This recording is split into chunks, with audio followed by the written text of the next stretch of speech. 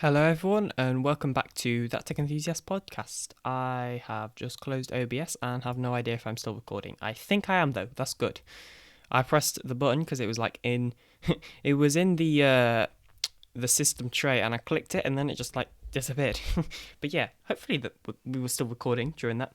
And this is actually the second time I've recorded this episode because the first one didn't work properly. I'll explain why it didn't work properly because it's a really stupid reason. Did I even do the intro properly in this one? Well, yeah, welcome back to that Tech Enthusiast Podcast. I'm your host, TheAlienDoctor. Today we're going to be talking about the latest tech news as well as some updates to my gaming / recording content creation PC that I'm going to be building sometime after Christmas because that's probably when I'll have enough money to buy the parts and also have the parts. Also, some stuff will be, obviously, I'll probably get some stuff for Christmas as well, which I can put towards it, whether that's money or actual specific parts. But yeah, anyway, before we actually get into that, because this is a 1 hour, this has been a 1 minute, and 15-second intro, we actually need to roll the music intro thing.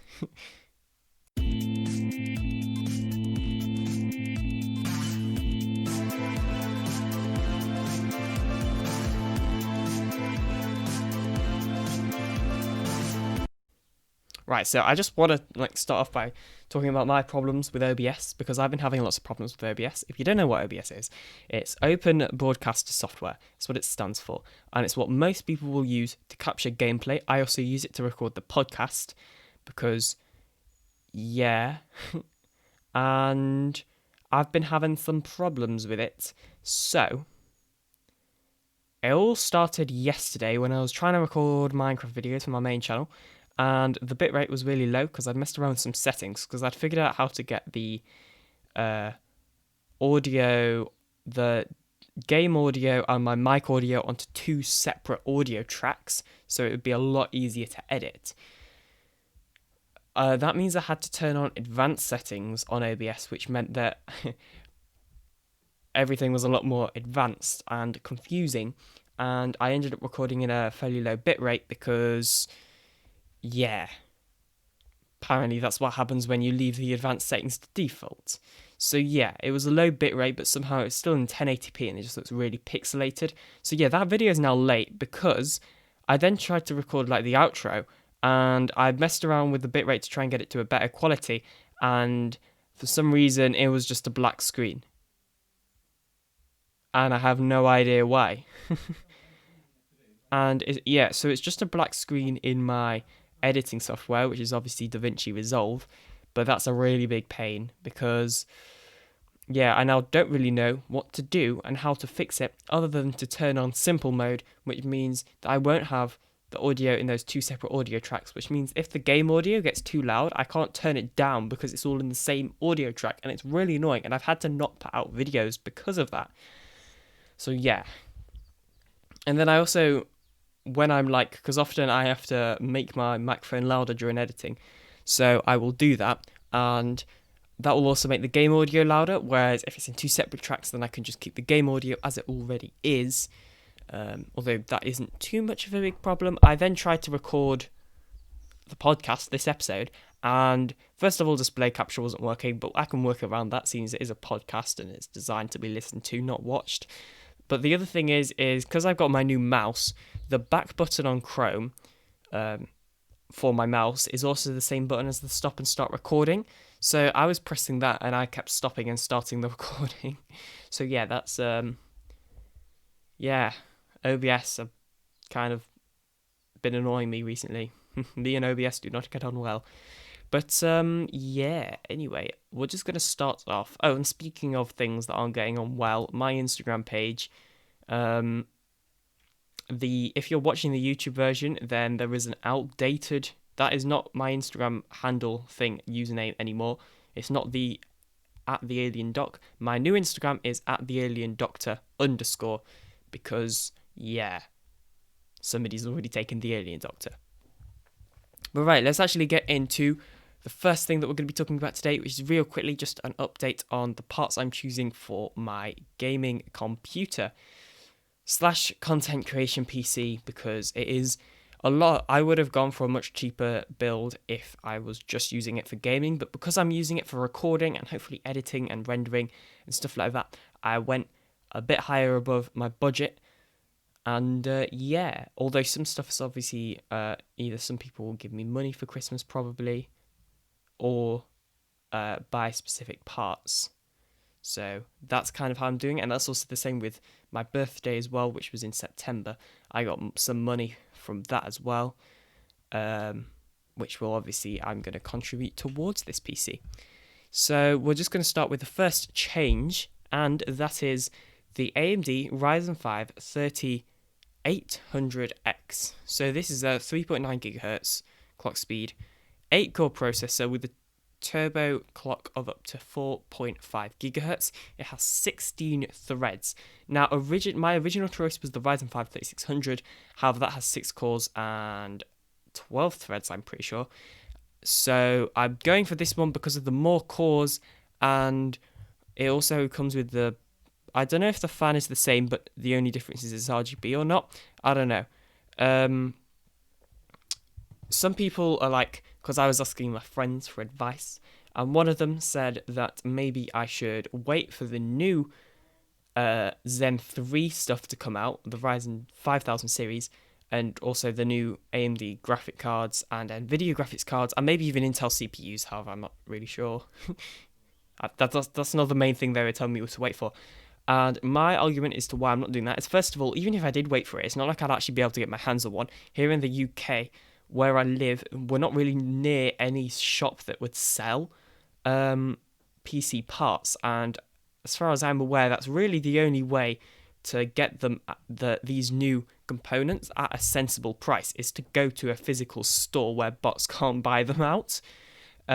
So yeah, and that doesn't happen. I basically have to buy all this stuff online, and I'm gonna buy it online. Which is why I'm not getting the new stuff, basically, because I can't get the new stuff because it will be sold out instantly online. But yeah, there we go. Ryzen 5 3800X. I could get the XT, but the only real difference that I could see is that the boost clock was a little bit higher, and I don't even intend to be overclocking it too much anyway, or not really at all if I can help it.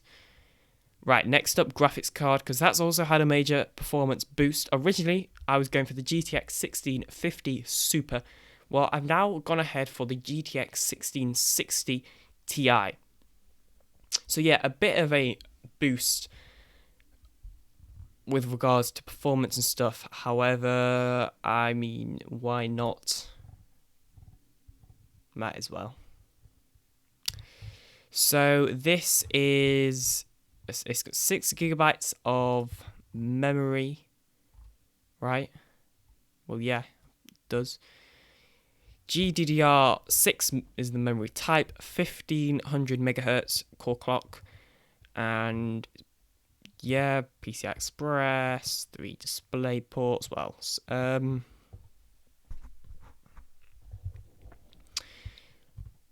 Yeah, that's pretty much it with the card. I could go for, yeah, I'm probably just going to go for this. I don't think that's going to change. If anything, it will change to a worse one, like maybe a GTX 1660 instead of the Ti variant. Oh, and I'm getting the MSI Gaming X version because, honestly, I'm not actually really sure why. I mean, I was going to get the MSI sub-vendor for the 1650 Super as well, so I might as well just get the MSI. I know my dad's got the EVGA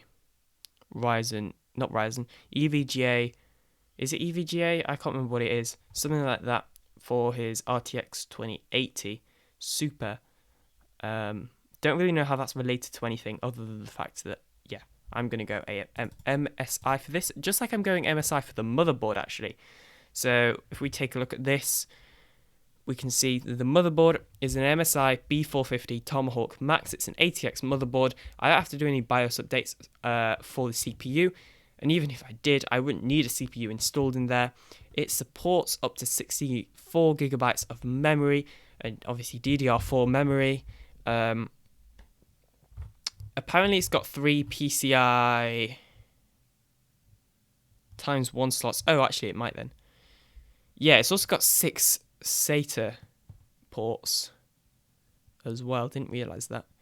And it supports RAID, a bunch of stuff. Yeah, it's a motherboard. Obviously, MSI did launch the MSI B550 Tomahawk. They've not got the max version yet because the Zen 3 hasn't actually come out yet. But yeah, it's... The reason I'm not going for the B550 is because the B450 is considerably cheaper, and my kind of tactic here is to just get the last generation parts because they'll be cheaper. Like, for example, the CPU is probably going to be a bit cheaper in the future because everyone will be getting Zen 3, or, well, people will be trying to and then won't be able to. So it also could go up. It kind of just depends what people do. This is available on my website. I do keep trying to update it as frequently as possible on my website.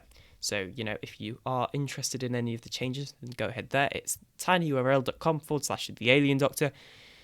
Then RAM, just Corsair Vengeance, LPX 16GB. DDR4, it's 3600 speed because video editing and rendering and recording. Also, 16GB is a good number. However, we will probably upgrade to 32 in the future just because, yeah, why not? The power supply is also Corsair. It's Corsair RMX 2018 550 watt 80 plus gold certified fully modular ATX power supply, as named on PCPowerPicker.com. And yeah, I mean, it's a Corsair power supply. That's really it, to be honest. I went Corsair because they are a well-known, for good reasons most of the time, brand, and also it's the cheapest it's ever been at £87. Yeah, it's a record low, and it doesn't look like it's going to stop being this unless it goes out of stock. So occasionally it will go out of stock. So I'll get it from Curry's PC World apparently, because it's the cheapest there. Although there was a time when it was out of stock, so we might have to buy it soon. One of the reviews literally say, didn't burn my house down, 0 issues, totally silent, doesn't get hot. That's good. The only thing is, apparently, with this review anyway, is that the cables kind of suck because they are a bit stiff according to the review above it. I mean, yeah, sure. It doesn't seem too bad. People have said if you're getting the 30 series NVIDIA graphics cards, then you're probably going to want to get a 650 or 750 watt power supply anyway. However, surely that'd be more expensive. Also, I don't know if this power supply would deliver enough power, but yeah, I mean, it's fully modular and whatnot. Seems okay. And yeah, the last thing is the case, and I'm still not sure about this case, but the thing is I haven't found another one like this one, which I really like. So it's got these fairly tall legs, I guess you'd call them. I can't remember if there's a proper name for that or not, to be honest. And I'm going to get the black version. Oh yeah, by the way, it's the Corsair 275, I guess, R ATX mid-tower case. It's black. It has no RGB fans or anything. I believe it comes with 2 fans. And the only thing, because I need a case with really good airflow. I want my stuff to be preferably silent, but I'm more interested in having good airflow and my components being cool. Obviously, as silent as possible as well. I also don't want to go water cooling because I really can't be bothered for that stuff. And speaking of cooling, I will be using the included Wraith cooler that comes with the Ryzen 7 3800X CPU. So yeah, this is the case I'm probably gonna get. I mean, I will also have to get some more fans for this. That's probably, yeah, I haven't thought of that, but it has got 2 fans, and that's the only thing which I haven't thought about with regards to pricing. So yeah, I might have to do that at some point. And then you may be thinking, Alien, there's no boot drive here, and you're correct, so there is no boot drive, there's no drive at all. That is because a while ago in my laptop, the SSD broke, so I put a new M.2 SATA SSD into it, it's 1TB, and I'm just going to take that out of my laptop and chuck it into this build and see what happens. I've also got a 1TB hard drive in my laptop, which I'll also take out and put in this build. As well as that, I've got another 1TB hard drive from another laptop, which I'll put in this. My only potential issue with this is they're both 2.5-inch hard drives, so they should just be able to go in the 2.5-inch SSD bays, I think. But I don't know. If that's not a thing you can do, I'll be annoyed.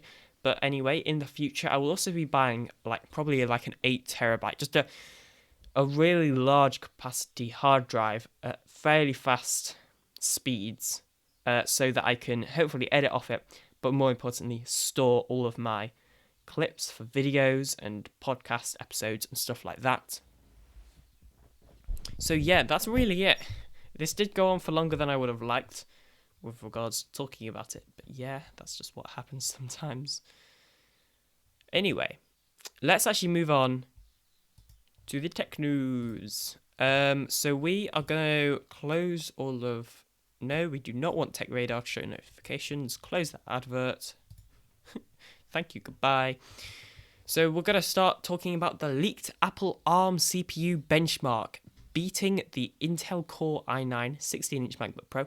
We're also not going to be talking too much about the new stuff that's launched from Intel, Nvidia, or AMD, because you've probably heard that everywhere, and I did record another video talking about just giving you the specs, but it was so long reading out all the specs, I didn't really have a chance to give my opinion. I didn't really enjoy it. So if something does pop up in the show, then I will talk about my opinion on it, but I'm not really going to do as much as reading out the specs, if that makes sense.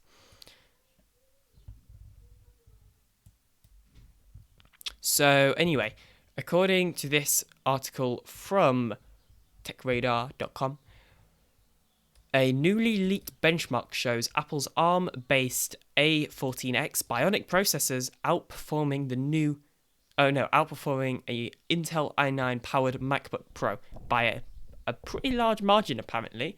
The chip is expected to debut on November the 10th during Apple's One More Thing event. That would make sense.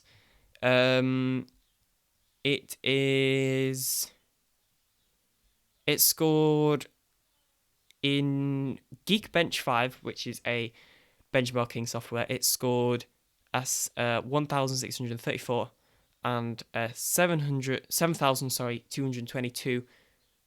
220 in multi-core performance in those benchmarks. It was also slightly ahead of the iPad Air, powered by the A14 Bionic, which scored blah blah blah.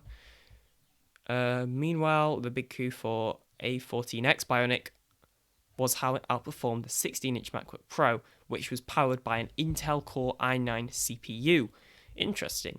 So, yeah, basically, this ARM processor is beating an Intel Core i9 in a 16-inch MacBook Pro.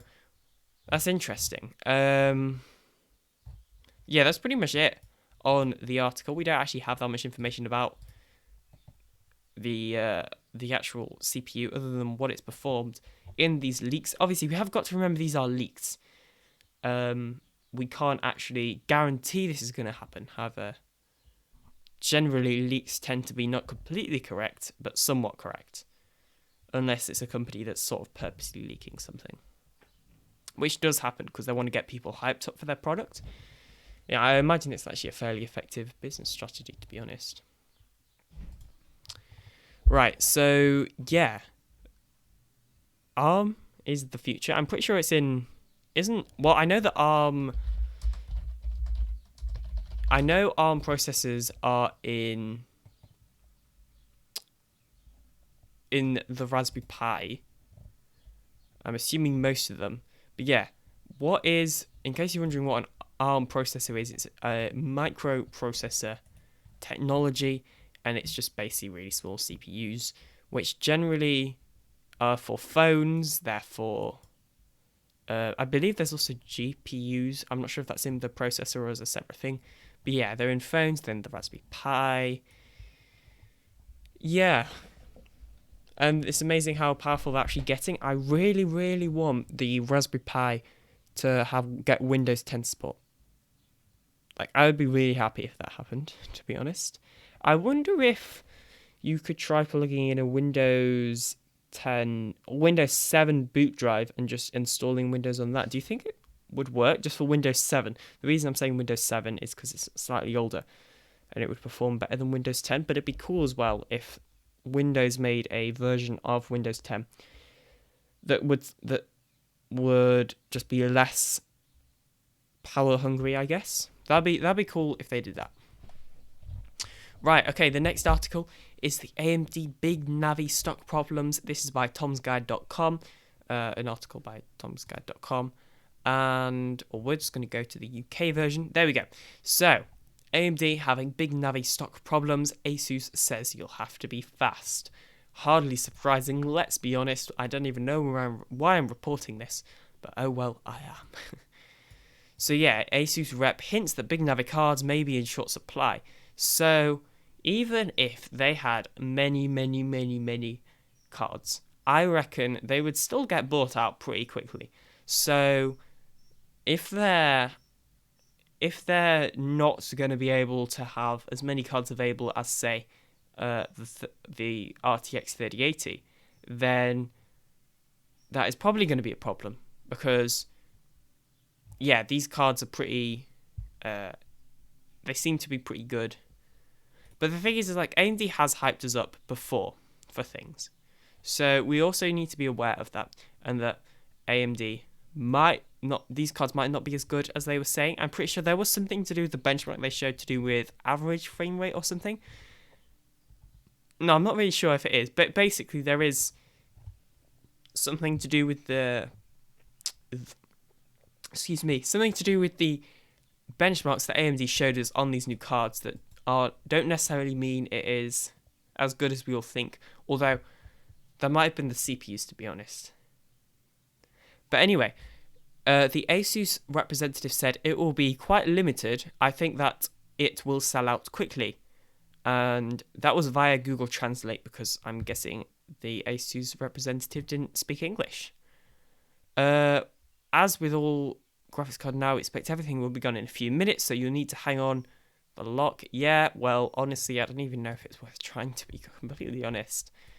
Because like, there's nothing wrong with last gen parts, unless you need a really specific feature in. Oh, the phone's ringing. Unless you need a really specific feature on one of these cards or CPUs, you might as well just get the last gen, because generally it's cheaper. Obviously, in this situation, maybe not. But yeah, I mean, it's also supplying components for both the Xbox Series and the PS5. So AMD is doing quite a lot right now, and it'll be interesting to see if they can keep up with demand.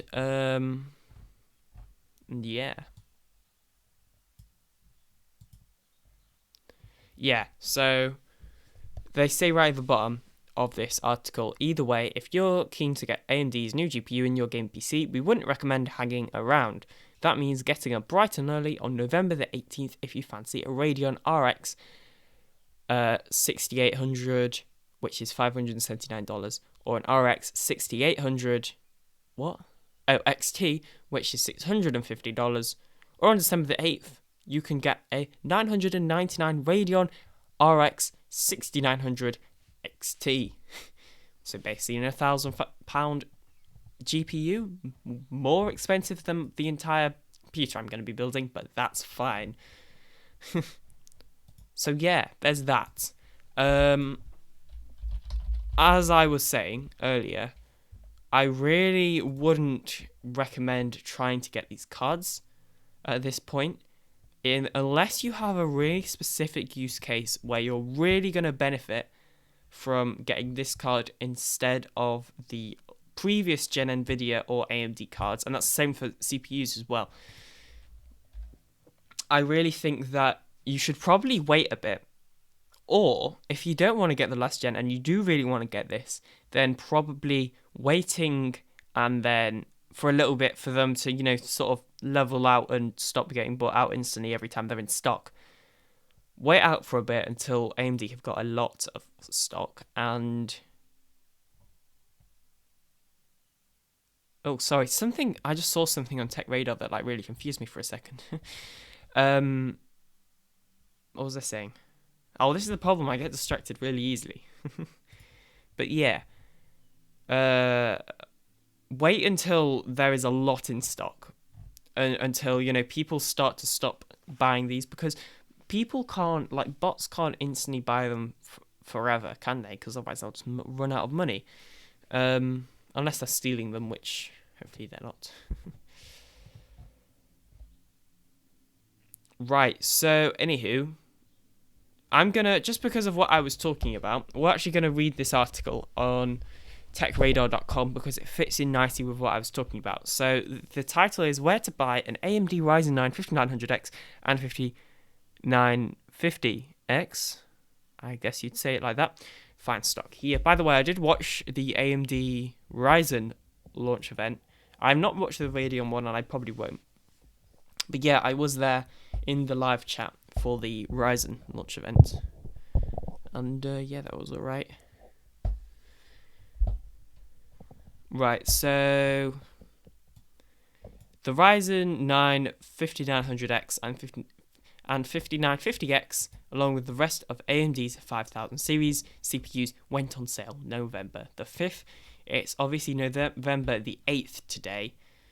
And yeah, it's not too surprising that AMD's been knocked into the park with CPUs recently, and with the AMD Ryzen 9, blah, blah, blah, set flagship project, hype is at an all-time high. To make it as easy as possible, we have listed places where you should be able to buy the new Ryzen 9. Okay, so so if you are really interested in getting the Ryzen 9, then let's see. Where does it say? So these are all online ones by the looks of it. And apparently the best places to get them is B&H, which I've never heard of before. Best Buy, Amazon, and Newegg. I'd probably get mine from Amazon, but I'm not getting one, so I don't need to.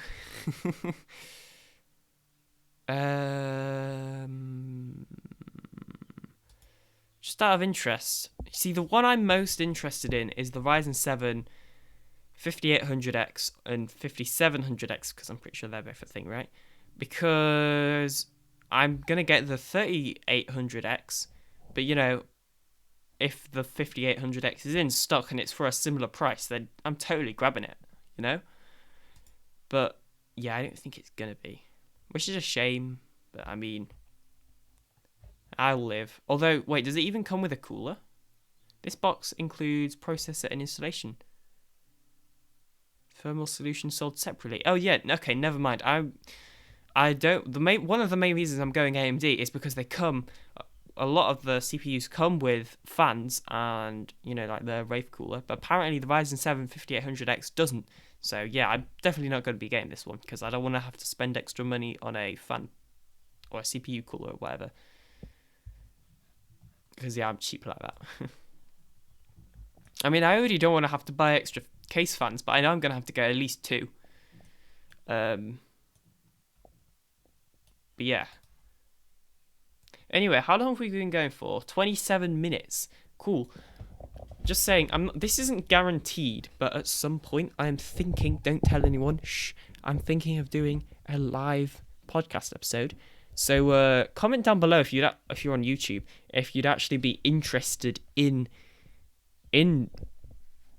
watching one of these live. Because yeah, I've been doing a bit of live streaming on my main channel, and it could be interesting to do a stream here, maybe. So if you are interested, obviously it wouldn't be live on podcast platforms, but it would be live on YouTube if you're interested. So yeah, maybe let me know if you are interested, and we could actually do one of these if enough people are interested. I probably will try it once anyway. But yeah, I don't know. But yeah, anyway, that's all we're going to talk about for now. Sorry that these upload schedule has kind of been a little bit topsy-turvy recently. I have an English literature exam this week. So, I got to revise for it. On top of that, I've also got all the normal homework and stuff like that. So, I have got a lot of stuff going on in my life, as well as some other personal stuff, which I won't talk about on here. And yeah, but that's really it from me. I'm the Alien Doctor. You can see my socials are on screen right now, minus Instagram, because that social's wrong. But the YouTube and Twitter is right. And yeah, thanks for watching. Hopefully I'll see you in the next episode soon. Bye.